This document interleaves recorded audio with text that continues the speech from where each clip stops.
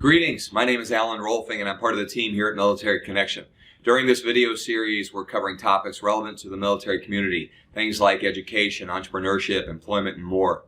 If you haven't already, we encourage you to visit our website at militaryconnection.com, subscribe to our newsletter, and follow us on social. Our Facebook page is Military Connection and our Twitter handle is @thegotosite. Our topic of conversation today is 6 tips for a top-shelf business plan. A friend of mine by the name of Will Katz helped us with this post in early 2019.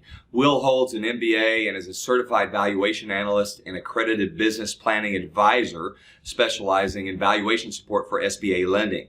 Will is also director of the Small Business Development Center at the University of Kansas, where he helps entrepreneurs start and grow small business. Will has worked with more than 1,500 business clients, including hundreds of military veterans in the Fort Leavenworth, Kansas area. So over the years, my colleagues and I have noticed that people with military experience tend to be excellent entrepreneurs. Why would that be the case? Well, it's likely that the careers of most military personnel revolve around 1, creating a plan, and 2, executing that plan.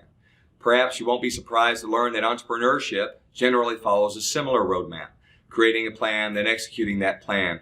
So with that in mind, here are 6 key points for anybody embarking on the process of business planning. Number 1, begin with the end in mind.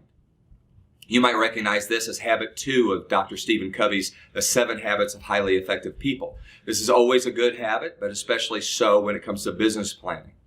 Of course, it may be somewhat challenging. If you've never written a business plan, the odds are that you've not seen a wide variety of business plans. If you haven't seen a lot of business plans, it may be difficult to envision what your completed plan might look like. So ask your network of peers and advisors if they might be able to share some business plan samples with you. If your personal network doesn't include people who are well-versed in the business planning process, use this as an opportunity to expand that network a little bit. I'd recommend that you begin your journey by attempting to read and review at least 10 business plans to give you a baseline. Number 2, beware of search engine results. If you type business plans into your favorite search engine, you'll see all kinds of specialty business plan writing products that will cost you anywhere from $79.99 to about $1,200. Search engines are wonderful, but when it comes to complex topics like business planning, I'm not so sure that search engines are your best friend.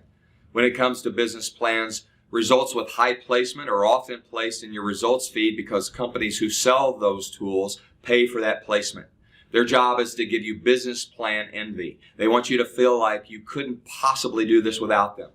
They want you to think that the business planning process is more confusing or more exacting than it really is. Number 3, there's no magic format. Believe it or not, there is no magic in how you lay out the sections of your business plan. We've seen great business plans with 4 to 5 sections, and we've seen great business plans with 12 to 14 sections. We've seen business plans funded for millions of dollars that were 4 pages long. We've also seen plans of every shape and size that were lacking in critical content.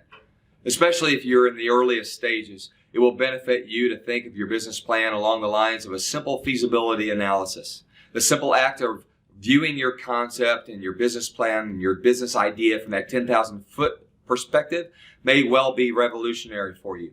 Shoot for maybe 5 or 6 sections, each being a page or so long. You may be surprised at how far that will lead you. Number 4, research is key. There are a lot of different types of research that might go into a business plan. When it comes to market research, primary market research relates to the questions that you ask customers and or potential consumers.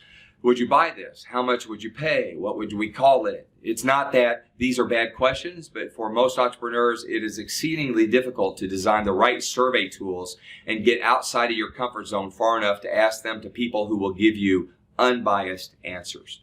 Now, secondary market research relates to existing sources of information that answer questions one might have. If your business idea is related to aftermarket car parts, it would be helpful to know how many cars are registered in your metropolitan area.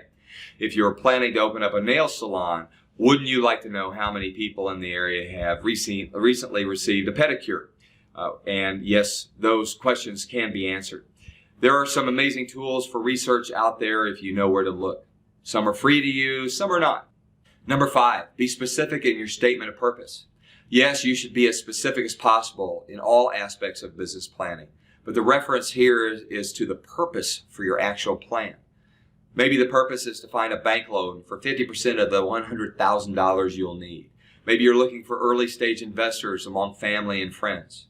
Maybe you're simply putting together a document that will keep you on track as you develop ideas, and one that will provide you with direction as you move forward. Whatever the reason is, put it in the plan. And number 6, necessary but not sufficient by itself. I'm certain that no battles have ever been won by planning unless that planning was backed up by robust action.